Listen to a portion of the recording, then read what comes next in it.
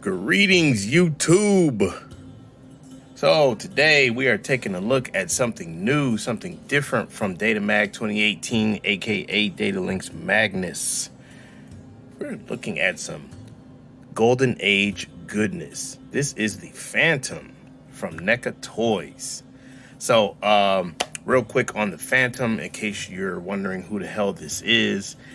The Phantom is a very popular, very well-known, very integral Golden Age hero from the way back when, the early 1930s or 40s or something like that. So I will talk a little bit about his origins and about who he is and why he is this, well thought of character. But the biggest issue, or the biggest thing that we're going to look at here, is the actual toy, which is actually very good. So let's have a look at him. All right, so real quick, let's take a look at the packaging here. We have a nice picture here, 85th anniversary, the Phantom, the Ghost Who Walks. Here is the picture, or not the picture, but the figure inside of the package.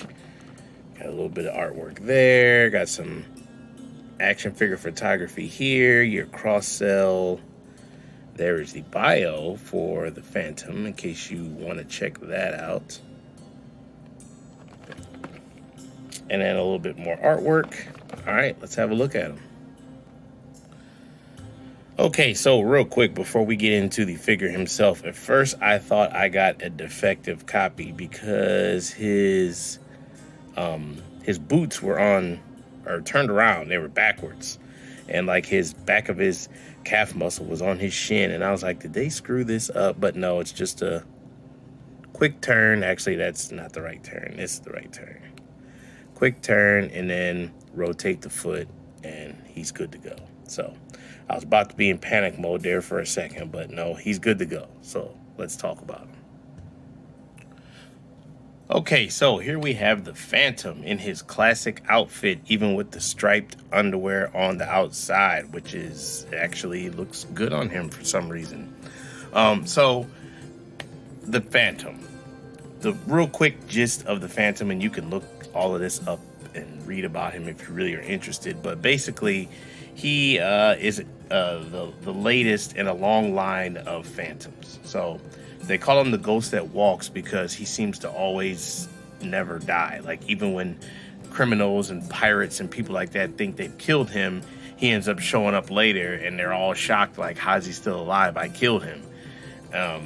So basically it's a guy who, swore to avenge his father's murder back in the 1500s, and each successive generation, the next person in line carries on the role of the Phantom. So it's been going on for hundreds of years.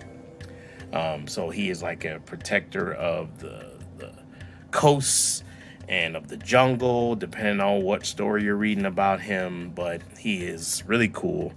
He has some gadgets, but most of his skills are basically that he is jacked, he's a badass, and he does not have any fear of criminals and pirate scum.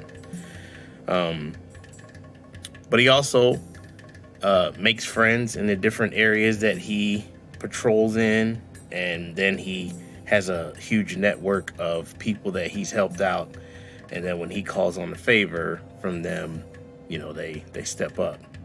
So there was actually a pretty good, I enjoyed it.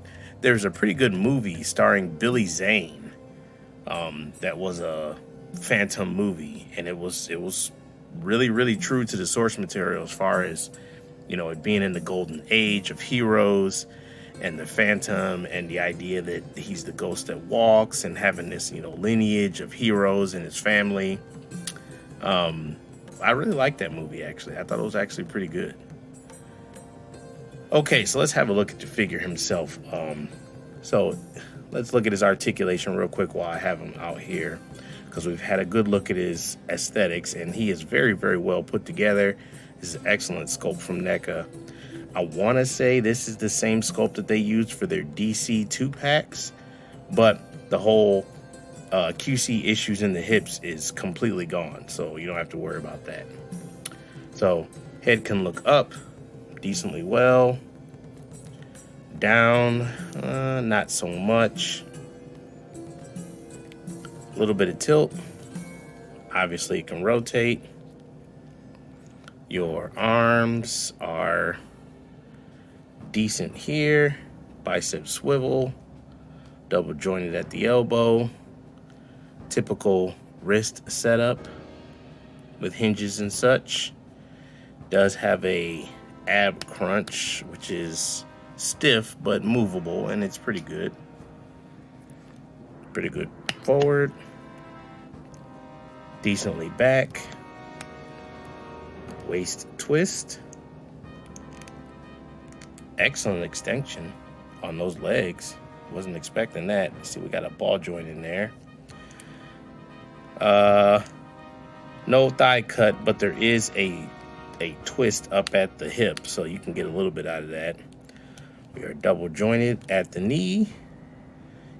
As you can see there, we have toe articulation, and then the typical forward-facing pin for the rocker. So he is very, very well done as far as articulation goes, as far as sculpt goes.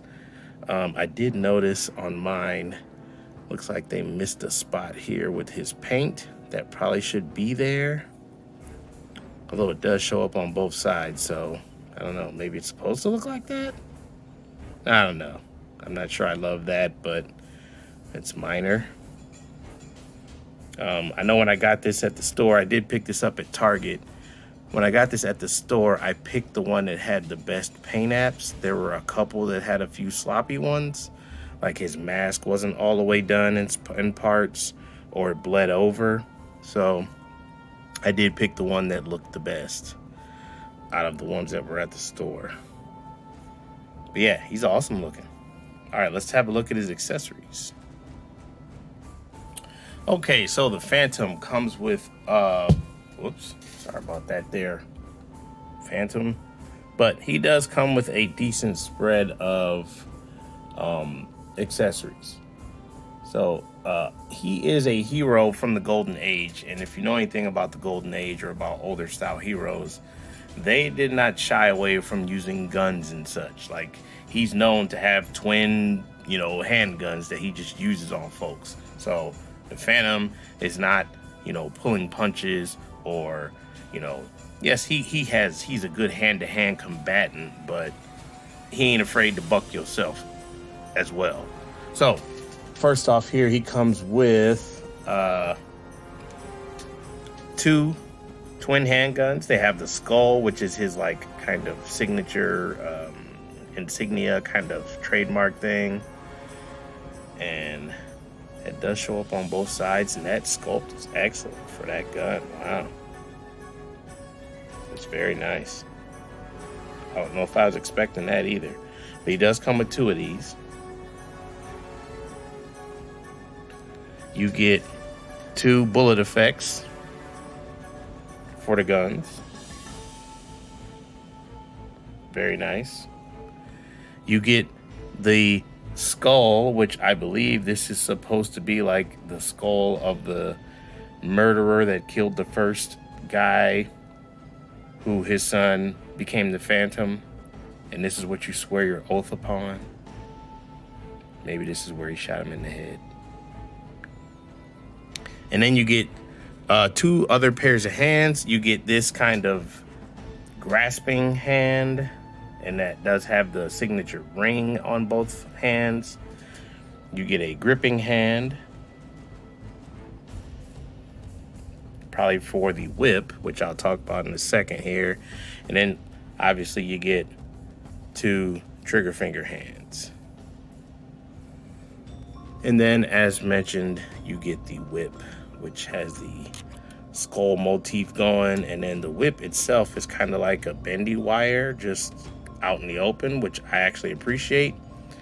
That way you can actually make it look like how you want it to look when you're using it or posing with it.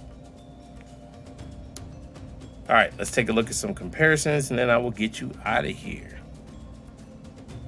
Okay, real fast before we do these comparisons, I did want to talk about his gun holsters.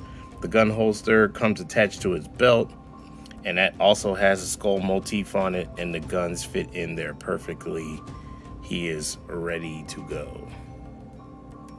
All right, so we're gonna run through some of the Phantom's Golden Age counterparts. The Golden Age is I have a very deep affinity for the Golden Age characters, and I'm not sure why, because they weren't very inclusive, they weren't very diverse, but they just had they tick something for me. You know, they tick a box for me that I just can't really explain. But Captain America and Superman were also Golden Age heroes.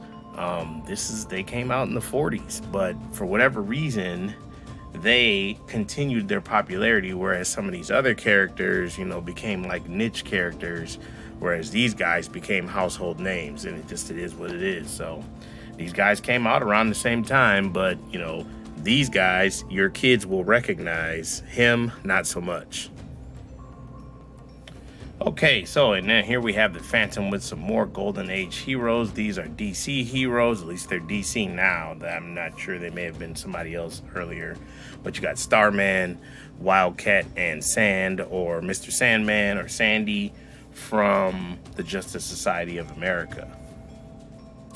Okay, so here we have some more Golden Age goodness with some classic characters. We have the Batman. This is a custom that I've done. I've been working on it slowly but surely over the past couple of months, made from mostly Marvel Legend parts and the DC multiverse from Mattel movie Shazam, or Captain Marvel, but I've spruced him up a bit, gave him a custom cape.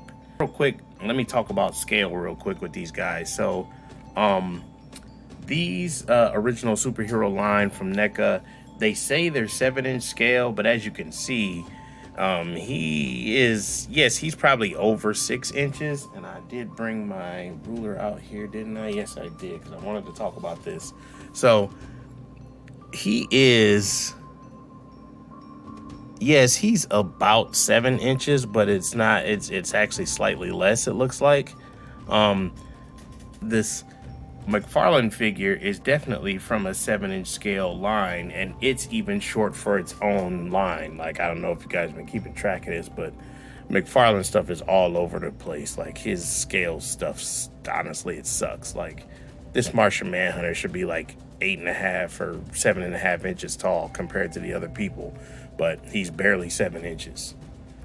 So if you lined him up with the other Justice League members that he's put out, the Martian Manhunter is like the shortest dude. It looks terrible, but it works for me because I don't collect 7-inch scale stuff that much. So you can fudge them into whatever kind of stuff you got going on. This guy will fit perfectly with your Marvel Legends. All right, so just to wrap this up here, this is a very, very good figure. Like I said, I picked this guy up at Target. He was about $32, I want to say. Yes, that's, you know, more than maybe you'd want to pay for a 1/12 scale figure at Target. But as we've seen, I'm looking at you, Kamakura, stuff has gone up in price. It just has.